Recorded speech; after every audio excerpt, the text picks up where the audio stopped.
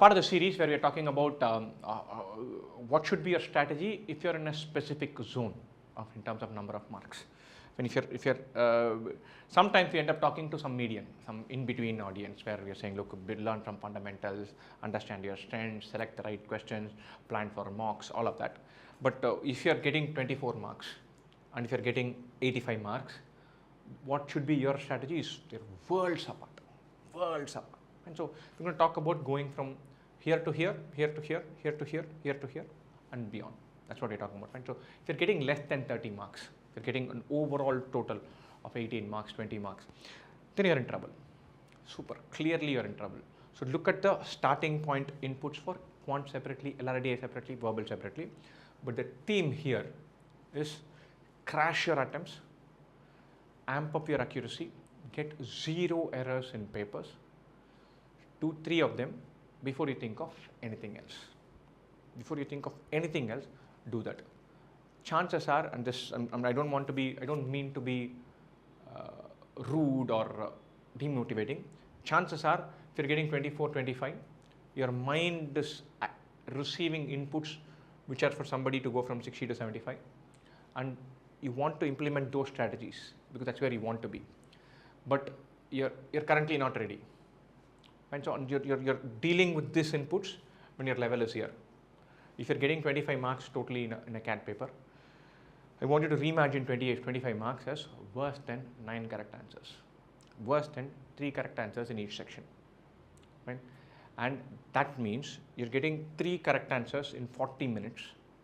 If that's the score level at which you're performing, then you have to say, how do I go to 4? How do I go to 5? Not dramatically think about improvement strategies that are probably not relevant. The most important thing is to crash risk to 0. You have to say, I will not attempt anything that could be wrong. I will attempt super questions in my sweet spot, nothing else. I'm going to attempt only para summary and sentence elimination and para jumble. Only VA. 8 questions, I'm going to attempt 6 of them, get 5 of them right, get 14 marks, be very happy about it. Or only 1 RC passage and then 2 more VA. 6 questions, but get everything right. In quant, I'm going to do percentage profit and loss, pipe systems, speed time, races, ratios, nothing else. 5 questions, all 5 right in the bag. LRDA, I'm going to flit and find 1 puzzle, spend 35 minutes, get 4 questions right, 12 marks. That's your absolute priority. I want you to dial down risk dramatically. Say nothing fancy I'm attempting, nothing at all fancy I'm attempting. I'll dial down all of these elements of risk taking.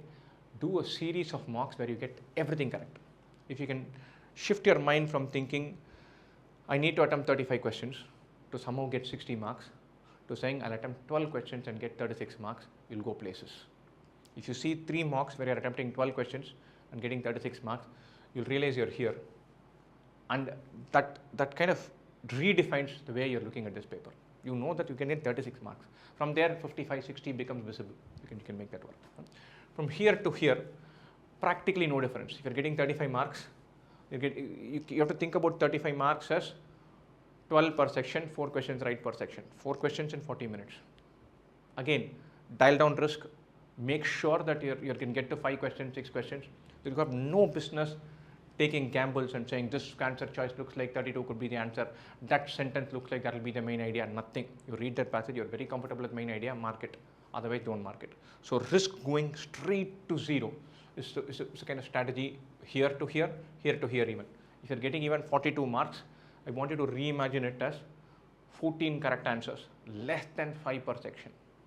5 questions in quant you can get. 5 questions in quant, all correct, is 8 minutes per question, which is a lot. Practically any CAT paper you see, you can find 5 questions that you can solve, spending 6 minutes each. Find those 5, solve them, sit and wait. You have to recondition your mind to saying, I will not get stuff wrong, especially if you're here, here, or here, where your error rate is killing your score right now. First up, you have to say, I will not let it destroy my score. Then we'll think about doing fancier things. Here to here is an important transition, because if you're getting 37, 38 and you start getting 55, 56, you get calls. 50, 56 is a good enough score to get to a bunch of wonderful colleges. If you want to get to 55, 56, one route is to become consistently good across all 3 sections. 20-20, 15, 20-20, 20, like that. Another route is to have one powerful section.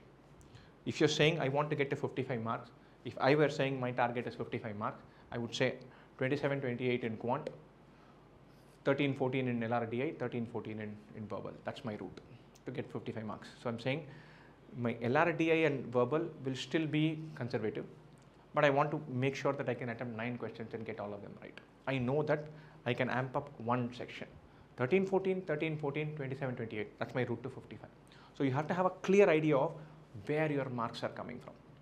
Cricket teams do this. So if there's a matchup between India and Pakistan, the captains will decide Pakistan has five bowlers, 3 pace bowlers, 2 spinners. 1 spinner is an easy spinner, 1 fast bowler is an easy fast bowler.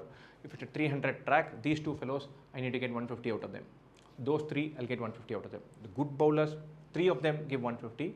The joke bowlers, 2 of them give me 150. That's my plan. So you are going into the exam and you should be saying 28 from a section, 14 from the other 2, taking me to 56. The 14 I'm being conservative. The 28 still conservative, not rocket science. 9 questions right in quant or 10 right in quant, you can do. But that's your plan. You should have a route to that. Some people are verbal strong. They will say any exam I think I can get 28-30 marks in verbal, but math mere ko nahi aata. Then change track. Verbal you get 30 marks, you're confident of that, you've gamed that. LRDI, do one set, get everything right, 15. Quant, 6 questions, get everything right, 18. 30 plus 15 plus 18, you're flying. So you have to figure out how you're getting to that section. From here to here, if you're getting 55, I want to go to 70, you need to have one strong suit and you need to be reasonably good at everything. You're right now saying, I need to start working on speed. I need to start working on taking some risk in verbal, where I don't leave everything that I'm not sure about. I understand that it is between B and C. My gut feel says B. I'm not going to leave it. I'm going to attack and get B. That's your theme here. So you cannot say 1 decent section, 2 I'm staying afloat, I'll get it. No, you have to attack more. Here to here, you need to be good at it. If you want to get 90 marks, not even 76, you want to get 90 marks, it is very difficult to get 90 marks with one spike.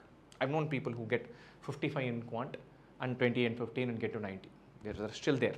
But typically, it is going to be 35, 30, 25 to get to 90 marks. To get 25 marks in LRDA, you need to be really good. So if you're here and you want to go here, you need to work on speed, you need to work on intensity, you need to work on not getting stuff wrong, you need to work on not letting fatigue errors come in, do tons of mocks. Right?